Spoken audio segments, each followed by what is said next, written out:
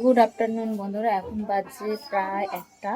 তো আমি স্নান করে নিয়েছি, এখনও মাথা আশ্রানো হয়নি।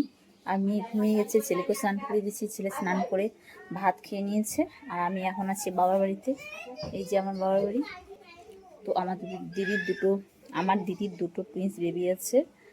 তো আমার দিদি কাজে গেছে, তাই মা টুইন্স বেবিদেরকে ঘুম পাড়াচ্ছে। এই যে মা ছাড়া বাচ্চা ঘুমাতে চায়, এই যে ঘুমাতেই চাই না, দুটো বদমাস। এই যে দেখো, একজন কান্না করছে, ঘুমানো হচ্ছে তো। এই যে বুনু ভালো না, বুনু তুমি ঘুমাও, তুমি ঘুমাও। ঈশান ভালো না।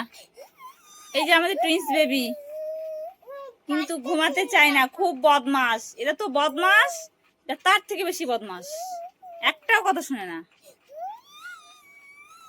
ঘুমাও ঘুমাও ঘুমাও, চলো ঘুমাও, চলো চলো। কি মাসি কি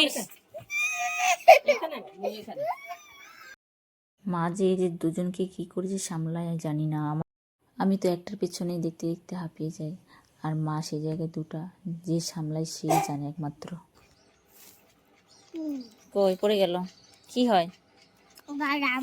বাদাম কে দিল বাদাম? ও আমাদের বাড়ি থেকে আনছে না দিদন?